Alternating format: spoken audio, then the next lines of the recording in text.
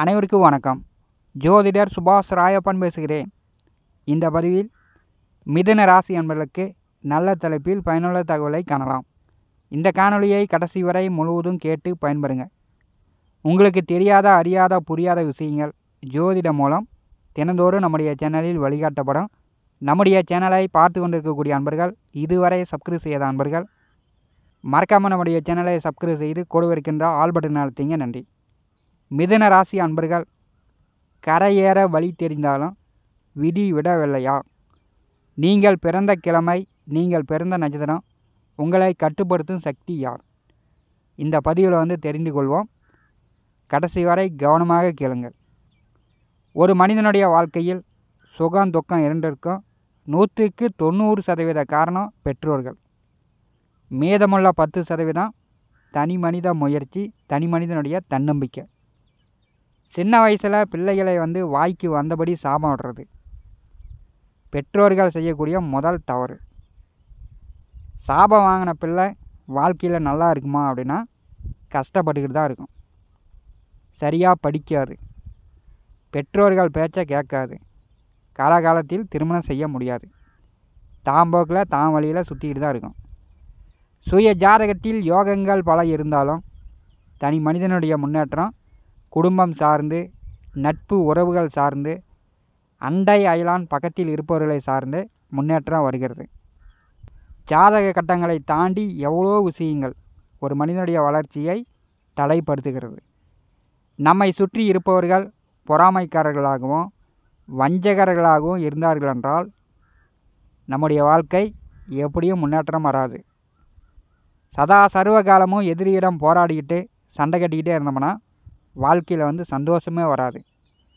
கூட இருப்பவனே குழி நோண்டினா நம்மளால் மேலவே எந்திரிக்கவே முடியாது. நிற்க நேரம் இல்லாமல் வேலை செய்தால் மட்டும் பணம் கட்டுக்கட்டாக சம்பாதித்து விட முடியாது. இந்த வேலை எதற்காக செய்யணும்? நாம் செய்யக்கூடிய வேலை இதே வருமானம் வருமா வராதா? கால நேரம் அறிந்து வேலை செய்ய வேண்டும்.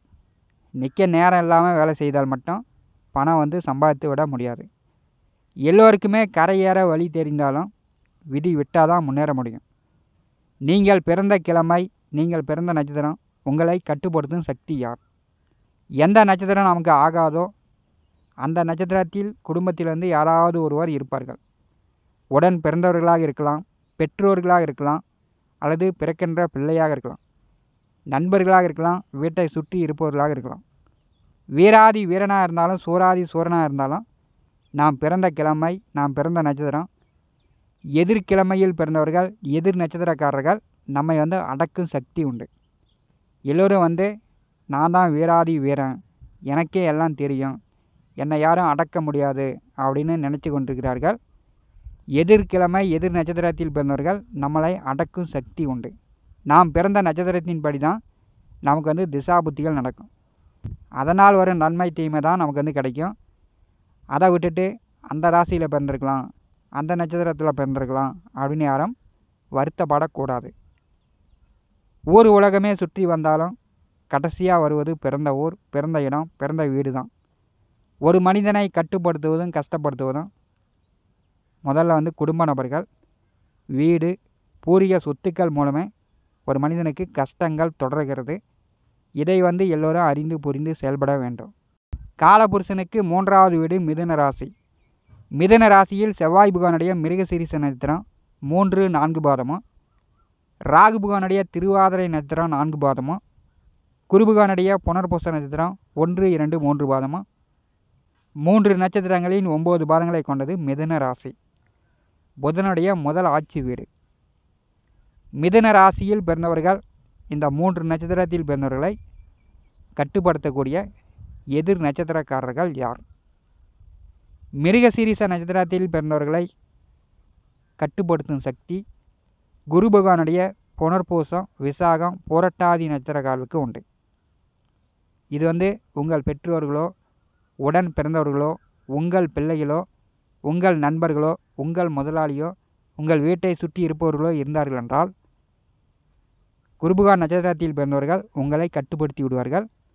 அவர்களை மீறி உங்களால் வேலையோ தொழிலோ வசதி வாய்ப்புகள் பெற முடியாது.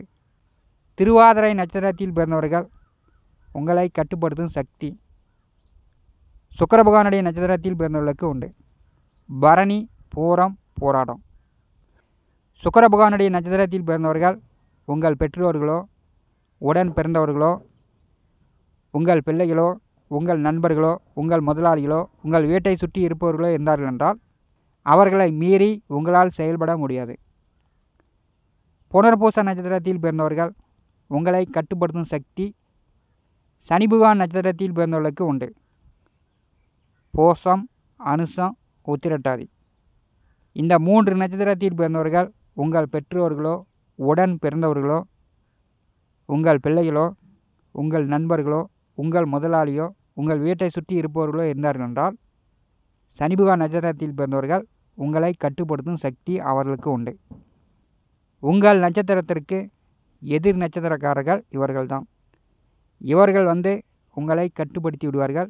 நீங்கள் வீராதி வீரனாக இருந்தாலும், சூராதி சூரனாக இருந்தாலும், எல்லாமே அறிந்திருந்தாலும், 3 டிகிரி 4 டிகிரி உயர்கல்வி படித்திருந்தாலும், இவர்கள் படிக்கவே இல்லைனாலும் இவர்கள் உங்களை ஏமாற்றி விடுவார்கள். நவ கிரகங்கள் 9. அதில் 7 நவகிரகங்களுக்கு 7 கிழமைகள் உண்டு. ஞாயிறு, திங்கள், செவ்வாய், புதன், வியாழன், வெள்ளி, சனி. உலக மனிதர்கள் அனைவரும் இந்த 7 கிழமையில்தான் பிறக்க வேண்டும். இந்த 7 கிழமையில் பிறந்தவர்கள் இவர்களை கட்டுப்படுத்தும் சக்தி எந்த ராசி எந்த நட்சத்திரக்காரர்களுக்கு உண்டு.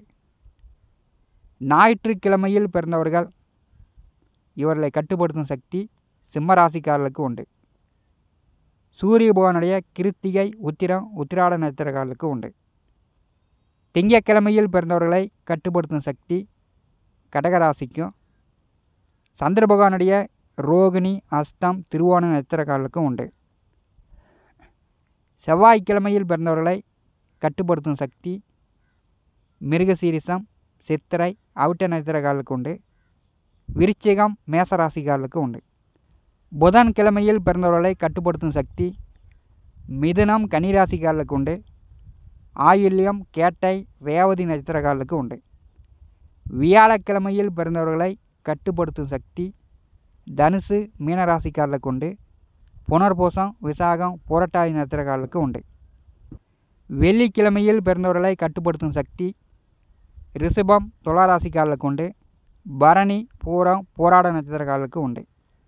சனிக்கிழமையில் பிறந்தவர்களை கட்டுப்படுத்தும் சக்தி மகரம், கும்பராசிக்காரர்களுக்கு உண்டு. பூசம், அனுசம், உத்திரட்டாதி நட்சத்திரக்காரர்களுக்கு உண்டு. இந்த நட்சத்திர அமைப்பு இந்த கிழமையில் பிறந்தவர்களை கட்டுப்படுத்தும் சக்தி அவர்களுக்கு உண்டு.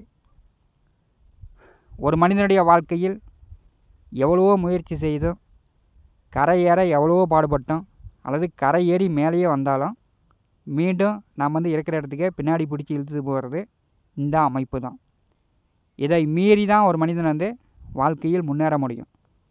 கரை ஏற வழி தெரிந்தாலும் நீங்கள் கரை ஏறி மேலே வந்தாலும் தடுப்பது இந்த அமைப்பு தான்.